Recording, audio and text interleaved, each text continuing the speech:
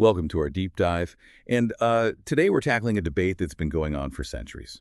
Idealism versus materialism. You've given us a ton of material to explore this philosophical showdown.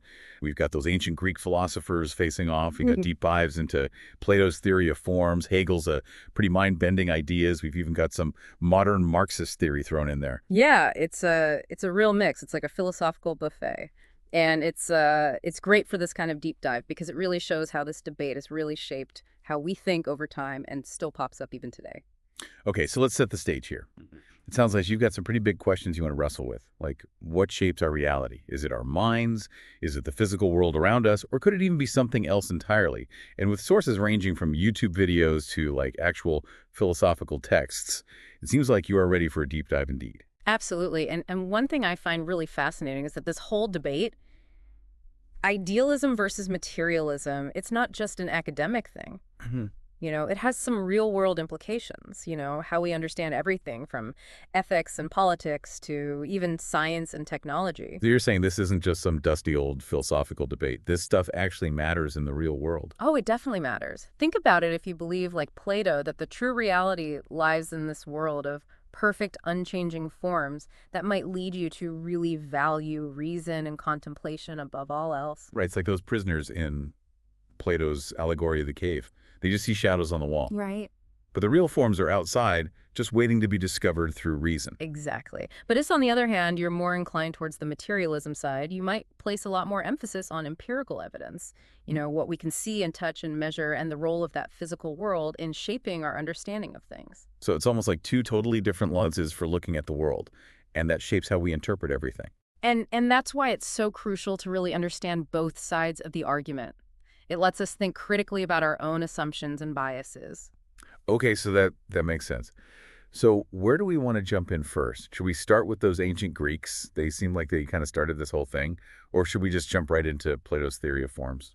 I think it makes sense to start with Plato. His theory of forms is kind of like this foundational concept for idealism, and it'll provide a good springboard for exploring some of the other ideas. Okay, so Plato, you're up. Uh, And one of the videos you sent explains this theory really well. It uses that allegory of the cave.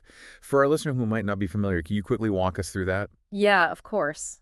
So picture this. Imagine a group of prisoners. They're chained inside a cave. Their whole lives, they've been there. And all they can see are these shadows that are projected on the wall. The shadows are caused by objects passing in front of a fire. But to them, those shadows are reality. It's like a really messed up shadow puppet show. Exactly. But then one of the prisoners escapes, and he goes outside and sees the real objects that were causing those shadows.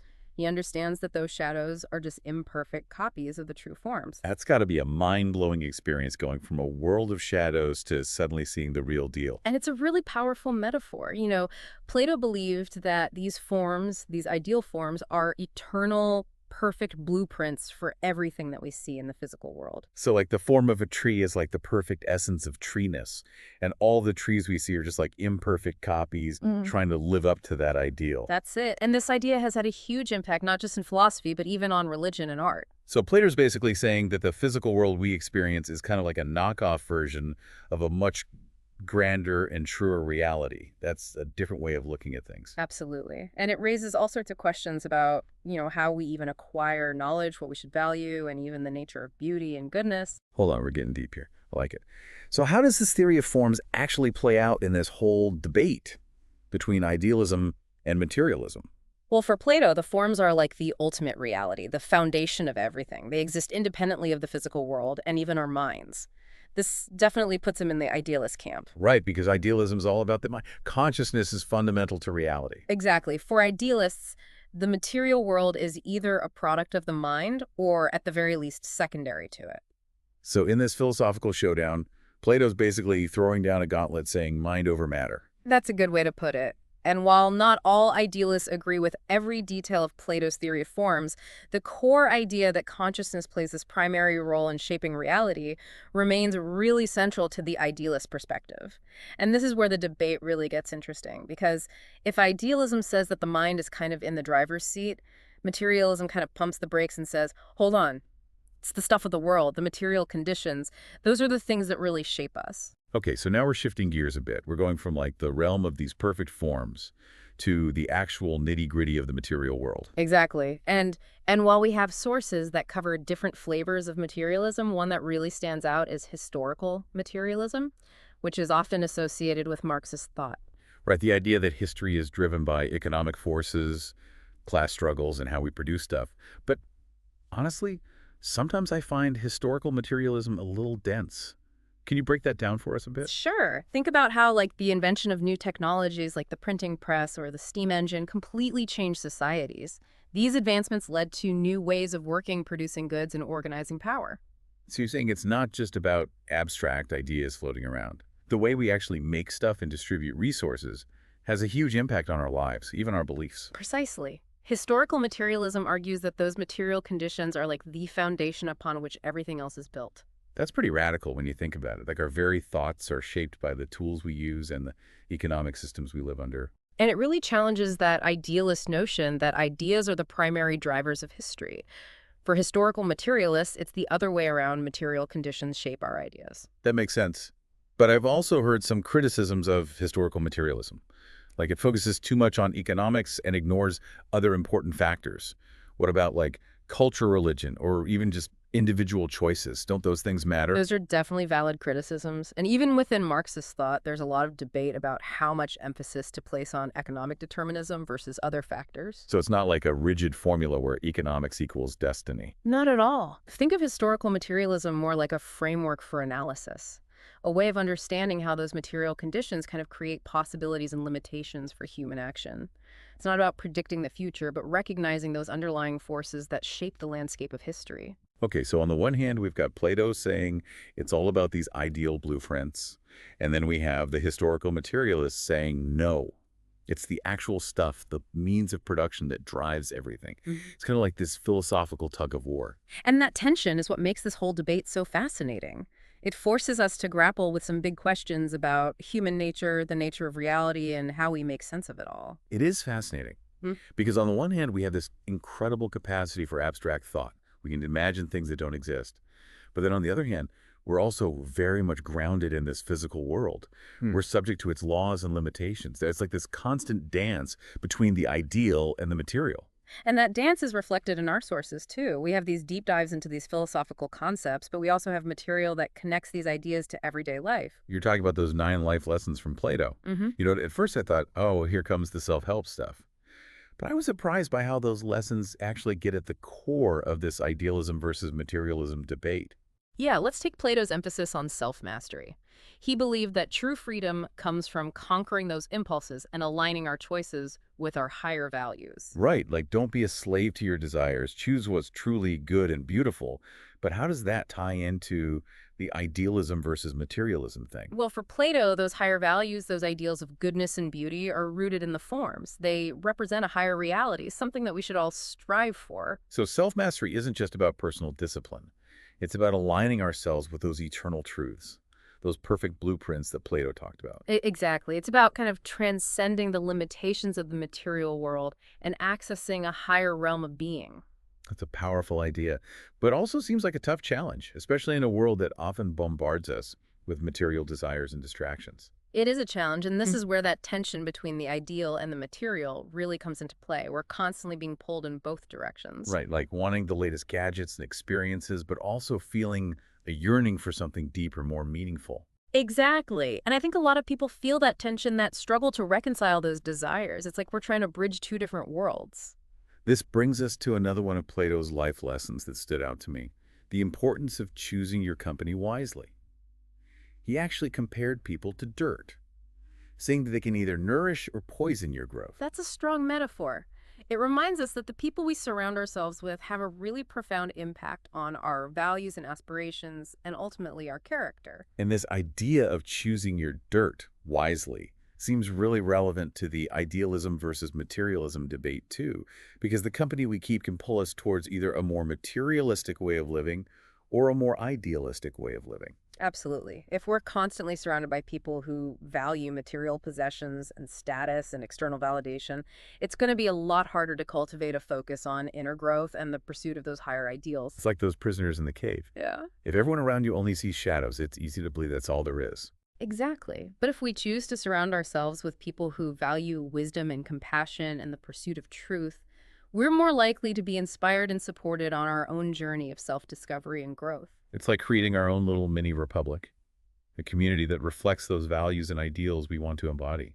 And that's a powerful idea because it suggests that we have the power to shape our own reality, not just by our individual choices, but also by the communities we create and the people we choose to share our lives with.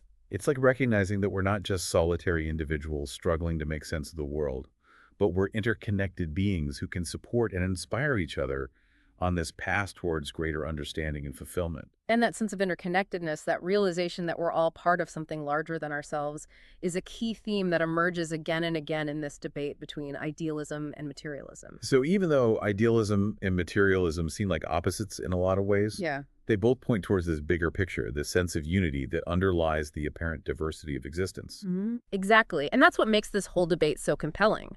It's not about choosing one side over the other. It's about recognizing the interplay of both forces, the Wow. dance between the ideal and the material, the mind and matter, the spiritual and the physical. It's like recognizing that the tapestry of reality is woven with threads from both. Yeah. And it's that interplay of those threads that creates the beauty and complexity of the whole. And speaking of tapestries, one of our sources dives into a really rich and complex thread, Hegelianism. It takes idealism to a whole new level. Yeah, Hegel's definitely the heavyweight champion when it comes to idealism. But honestly, sometimes his ideas can feel like trying to climb a mental mountain. Where do we even start with this? Well, one of the videos you shared breaks it down pretty nicely. It talks about a key distinction in Hegelian thought, the difference between ideal with a lowercase I and ideal with a capital I. Okay, lowercase versus uppercase. I'm intrigued. It's a big deal. The lowercase ideal refers to the ideas that we all have, thoughts, concepts, daydreams. They're in our minds, but they don't necessarily have any reality outside of our minds. Right? Like my ideal vacation might be lounging on a beach somewhere, but that doesn't mean it's actually happening unless I book the ticket. Exactly. It's subjective and personal. But that capital I ideal, that's a whole other thing. For Hegel, it's synonymous with the absolute idea. The absolute idea. So we're talking about like ultimate reality here. Precisely. The source describes it as the source of all being, the driving force behind the evolution of the universe and human consciousness. Okay, that's big. So is Hegel saying that everything that exists is somehow connected to this ultimate, all-encompassing idea? Yes. And he saw history as the unfolding of this absolute idea, a process where the finite and the infinite are constantly interacting and merging. It's like the universe is on this grand journey of self-discovery, and we humans are a part of that. That's pretty mind-blowing. So it's not just that our minds are part of reality, but the universe itself is in some way conscious, working towards something. That's a core idea in absolute idealism. It's a lot to wrap your head around, but it's also pretty exciting. How do you think those everyday ideal thoughts, those lowercase I ones, fit into this grand scheme? Yeah, that's what I'm wondering. It seems like there's this huge gap between like my little daydreams and this ultimate absolute idea. Well, Hegel believed that all those finite things, even the ones that seem purely material, are ultimately expressions of the absolute idea. They're like individual notes in a grand symphony, necessary steps in this ongoing process of the universe realizing itself. So even something as simple as a pebble on a beach plays a role in this cosmic symphony. Exactly. From Hegel's perspective, everything has its place and its purpose. It's all contributing to the overall harmony of existence. I love that image. It's a powerful reminder that even the seemingly insignificant things around us are all interconnected, part of something much larger. And that sense of interconnectedness ties back to the debate between idealism and materialism, because while those philosophies seem to be pulling in opposite directions, they both point towards this idea of unity. Right, like Plato, with his perfect forms representing this unified reality beyond our senses. And historical materialism, showing how even our material conditions are all interwoven throughout history. Exactly. And that brings us to another fascinating aspect of this deep dive. The way our sources highlight both the philosophical and the practical. We have those life lessons from Plato, but we also have a source that compares ancient and modern materialism. I was really struck by that comparison. It argues that in some ways modern materialism has become a bit, well, vulgar. That's one way to put it, but the source makes a good point. It points out that ancient materialism, as seen in figures like Democritus, was deeply rooted in contemplation.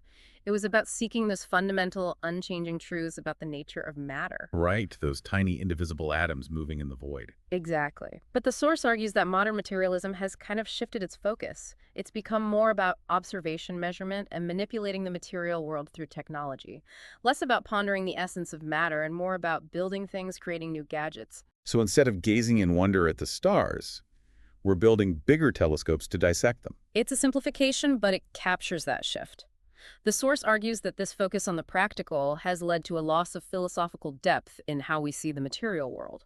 It's like we've become so busy building the machine that we've forgotten to ask what it means, why we're building it in the first place. And the source points to another interesting contrast. Ancient materialism saw matter as eternal, unchanging, but modern materialism sees it as constantly evolving in flux. That makes sense given our understanding of things like physics and evolution. But where does that leave us? The source argues that this shift has created a world where we're constantly chasing after the next new thing, the latest technological advancement, without any grounding in a deeper, more permanent reality. It's like that feeling of always needing the newest phone, the fastest car, but never feeling truly satisfied. Exactly. And it raises some big questions about whether this constant pursuit of material progress is actually leading us towards a more meaningful and fulfilling life. Okay, so we've gone from Plato's perfect forms to the building blocks of the universe, from the grand sweep of history to the everyday choices we make. It's been quite a journey. So what does it all mean? What are the big takeaways? Well, I think one of the biggest takeaways is that this debate between idealism and materialism isn't about picking a winner. It's about recognizing the complex interplay between those two forces, how they shape our understanding of ourselves and the world. It seems like we need both lenses to see the full picture. Yeah. Maybe the real wisdom lies in finding a balance between those two perspectives. Exactly. It's about recognizing that we're both material ideal beings. We're grounded in this physical world, but also capable of transcending it through our thoughts, our creativity, our aspirations. I love that. It's like we're constantly being pulled in two directions, but maybe that tension is what makes us human, what drives us to create, to explore, to evolve. And ultimately, I think this deep dive has shown us that philosophy isn't just some abstract academic pursuit. It's about asking those big questions, the questions that have been echoing through human history for centuries, questions about who we are, why we're here, and what it all means. And those questions, those deep dives into the nature of reality can lead us to some really profound insights about how to live a more meaningful and fulfilling life. That's the beauty of philosophy. It's not about finding all the answers, but about embracing that journey of exploration, of questioning, of seeking deeper understanding, and that journey, that constant